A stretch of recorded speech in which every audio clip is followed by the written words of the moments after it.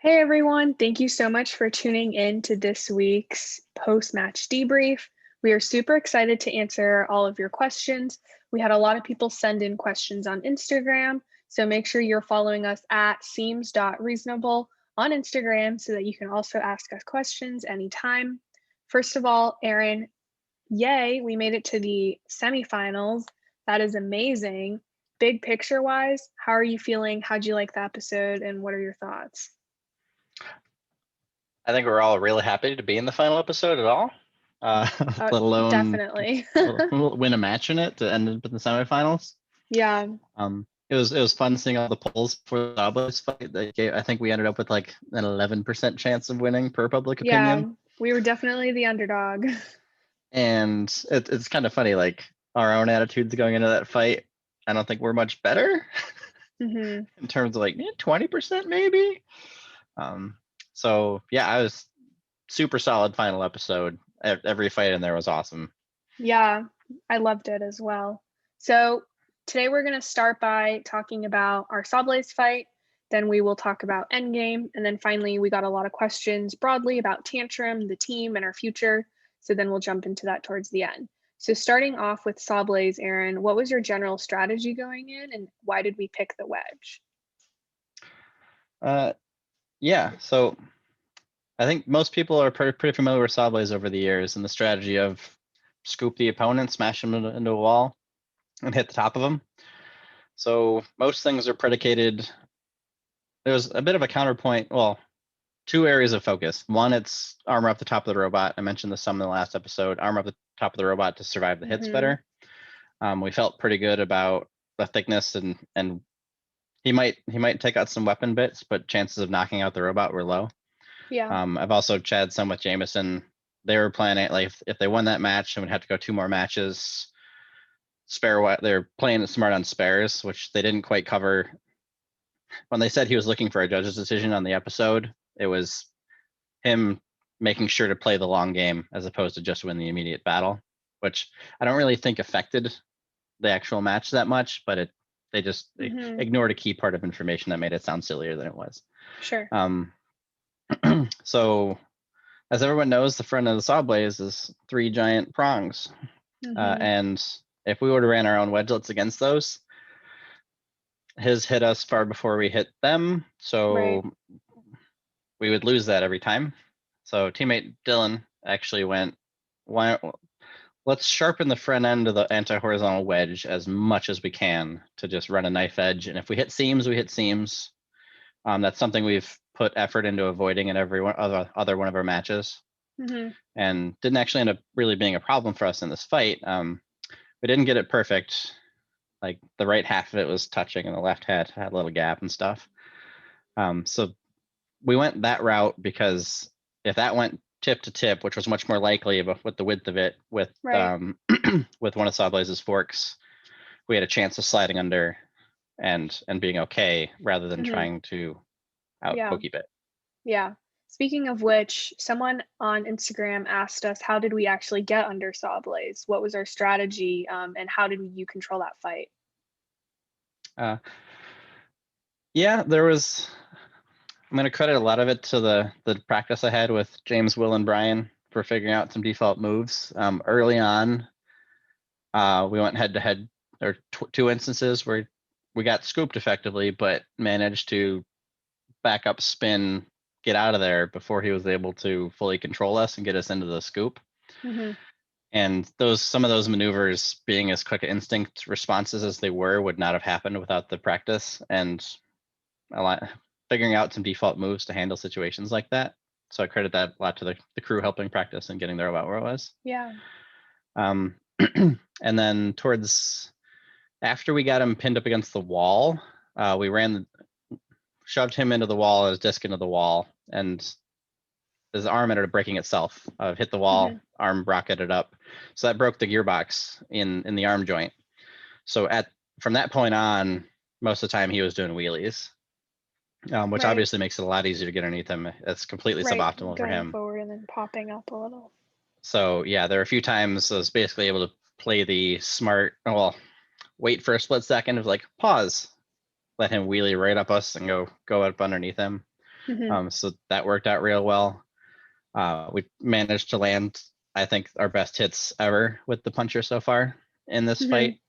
And it was kind of funny because if you notice towards the end of the fight, the disc was staying forwards. Not intentional. That's a failure mode. We hit him hard enough. It made our rails sad. Yeah, And there, speaking of this, Aaron, actually, I believe we yeah, have some pictures of our post-fight damage, which I can share as you speak on this. This here yeah. is And this one was, yeah, I have it. Sawblaze crew, Jameson came over. They all signed it. Super proud of this one. It's gonna stay nearby. And shows some of the fun hits we got that apparently tore and popped a fair amount of fasteners in the bottom of their robot off. mhm. So they're kind enough to grace us with that as a trophy of the match, Yeah, this and picture is awesome. definitely gonna treasure that one. Yeah. We also have this here. So this is giving some credit in the last 10 seconds when the guy was in the scoop and the blade was still spinning even though the arm wasn't moving. The blade went, you don't get that anymore, and disconnected the power, basically the phase wires out of the side of our hub motor. So in Mhm. that last 10 seconds, our weapon died again in traditional Tantrum fashion. Awesome. So, how much time did we have between quarterfinals and semifinals in preparation for Endgame, who we were to fight next? If I remember right, those two were the same day. If we would have made it past the Endgame fight, there was a dark day, and then Mhm. the finals would have been the day after that. So there would be more time to Yeah. prepare. Lucky for us, we took minimal damage in the Sawblaze fight. We had to replace that plastic retainer and stuff and stick that back on, and then For the weapon. and then on the punch we had to grind some material back in order to let it slide happily again. Mhm. And then obviously we switched out the front for the forks and tested and okay, and it wasn't too bad of a turnaround that day. Right. Awesome. So, speaking of Endgame, what was going through your mind going into the fight against a spinner like this, and why did we choose forks? Well, for starters, look how much cooler Endgame looks with giant fists on it, which I know Tantrum hasn't been racking him most of the season, but like that looks way cooler. We were up in the boxes for watching the Endgame Shatter fight, Mhm. so we knew Endgame would unabashedly put on however long a fork they needed in order to be longer than ours. So it didn't feel like really playing that game for taking anything longer than our default forks. Mhm. And we also know with how their stuff's set up, even if we lose that front wedge game, with how long ours are, we would likely still lock up, and Yeah. our wedgelets would hit the front of them, and Yeah. wouldn't necessarily totally lose. We just tie effectively, which you could see a few times in the match where we locked horns at the front, and neither person's weapon was actually able to hit the other person. Mhm. But so, well, Sawblaze is a little different game than this one. I think if we would have ran, there's arguments for running the same horizontal wedge against these guys we ran against Sawblaze, but these guys also ran torsion springs to keep their wedgelets down, which we also run springs to preload down any front attachment. Because Yeah. gravity is consistent, it's just weak Mhm. overall as far as keeping stuff pinned to the ground. But yeah, so our setup going into the endgame fight was effectively one of the more default ones you've seen. There wasn't really anything super special we did on the robot prep Yeah. side. So, what happened that caused the weapon to go out early? You were winning that fight, sad face. And that is a quote from another person who asked us a question on Instagram. Sad face indeed. Yeah, so Tantrum's got a solid history of breaking itself before the other person can do much about it. We had made some upgrades at the event for the Valkyrie fight, had some damage to their weapon sliding system, and we upgraded some parts and put on some different rubber bumper stops at the back Hmm. to cushion the end of the punch travel. And then that back area also had some fun experience from Fusion almost ripping it out and stuff. So one of those rubber bumpers broke off when we brought the punch back and fell in a tray where the wires go for the rolling loop to the carriage itself. So there's a set of wires moving there. And when that fell into that area where the wires are supposed to go, and we brought it back again, it broke a printed part. Some phase cables touched each other, and this, as you see on the screen, is pictures of the speed controller that let out some black brown, angry colored smoke. Lucky for us, it took itself out and didn't damage anything else. The other big problem with this, though, was this is the speed controller that was powering our auxiliary receiver. So after we lost this, we lost punching and we lost self-writing. Which is why we ended up in our packs and not able to do anything about it.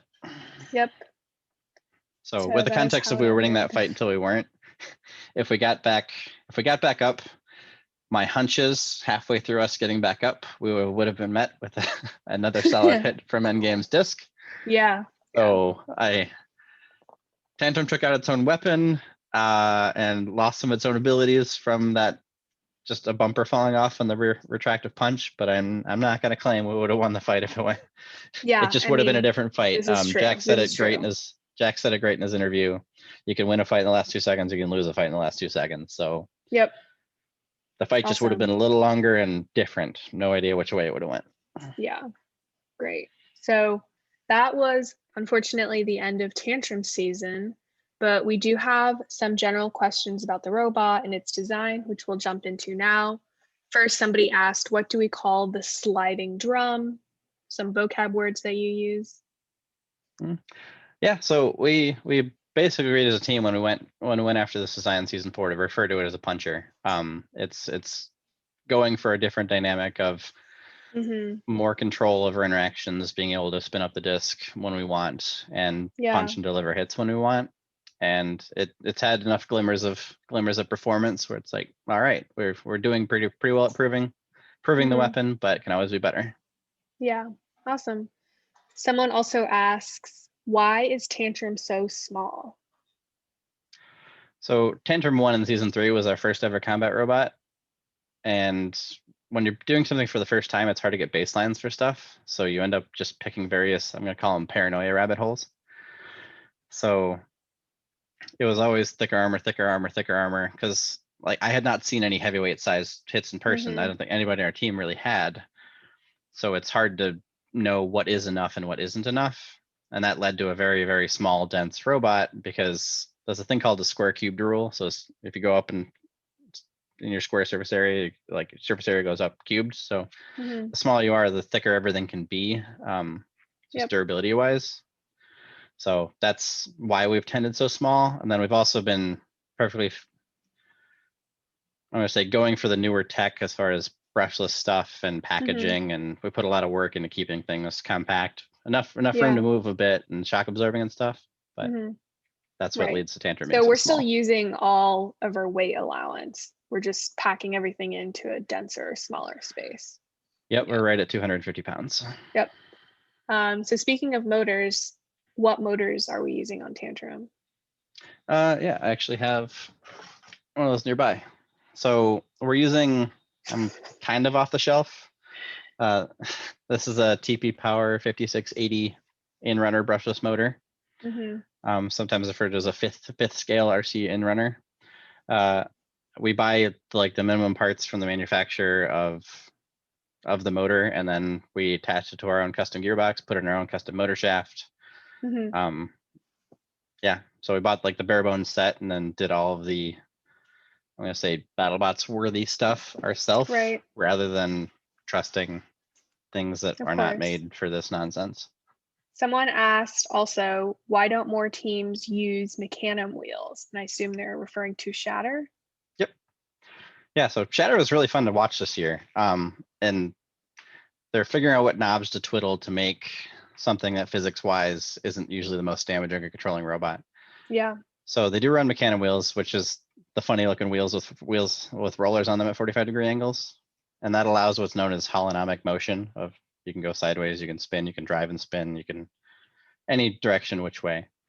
I think more teams don't use them just because, so in Shatter's case, they run a lot of magnetic downforce. One, because they're hammer. Two, it gives them a lot more downforce from a pushing people perspective. Yeah. Because if I were to have a robot that weighed the same, 250 pounds with mechanisms, I'm going to refer to it would look like a hockey puck. Like you hit it and just roll. Yeah. Yeah. So having the significant amount of magnetic downforce helps with that.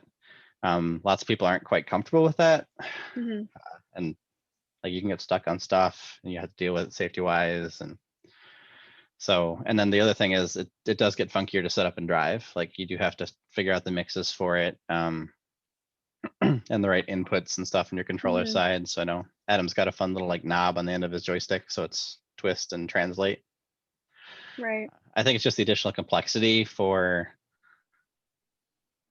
perceived benefit, when in many cases I don't think it's that big of a benefit. Totally. Awesome. So this question is really fun. It's one of my favorite for today. And who would win a fight? Tantrum season 3, driven by you right now, or Tantrum season 5, our current robot, driven by you in high school? Season 5 Tantrum, driven by me in high school. Really? How come? Yeah. That trying to figure out a good analogy for this one. Put high school Aren in a sports car and current day Aren in a like minivan. Like Okay. they're optimized for Right, different right. things. I'd been driving robots in high school, so like I had some idea what I was doing, motor coordination wise. I had some RC cars,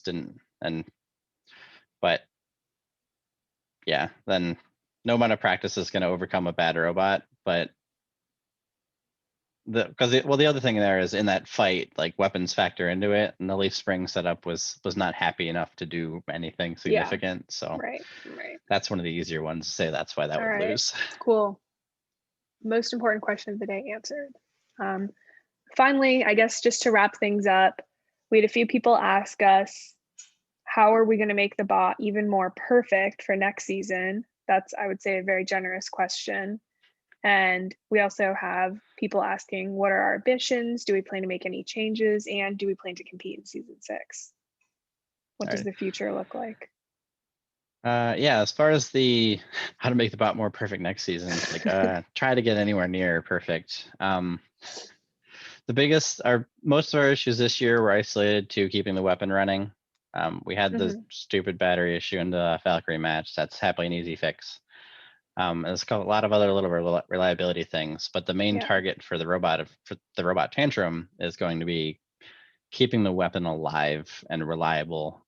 And just all of the efforts for Tantrum is going to go into making that weapon reliable. There's some different geometry we'll put on the front. So if anybody watched King of Bots 2 for Boxing Champion, we had like some shoulder stops and stuff. We decided not to run those based on the weapon reliability this year. So if we up the weapon reliability, we may be running those as well, which will lead to more how we want the robot to operate for spin up and punch when we want, as opposed to wearing everybody's hat all the time.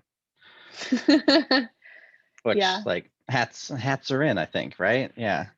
I mean, I do think it was functional to a certain extent. Yeah. So yeah, all the focus is going to be making the weapon spin up faster, making it always spin up, making the punch always play happy.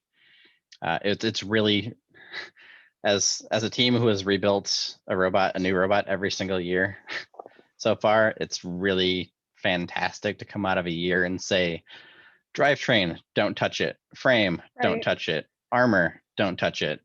Like it's just thumbs up, good, go. And being able to just focus on making the certain things play happier.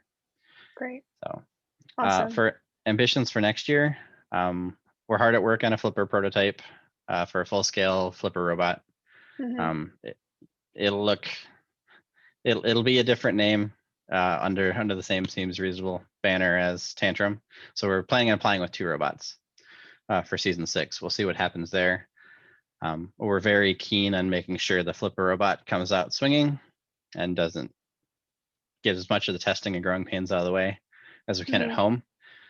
So if those don't work out, that robot would likely stay home. It's nice because we have a solid robot to bring anyway. So that's great. But that's our ambitions is get a flipper robot there that should be able to put up some pretty decent launches. Right. And I think for those of you who wonder, I guess, why we've been operating under Seems Reasonable Everywhere, our sort of company org name is Seems Reasonable Robotics. So make sure to follow us on Instagram, subscribe here on YouTube. Aren has mentioned our flipper concept. And if you want to see pictures, videos, updates, definitely make sure to follow us.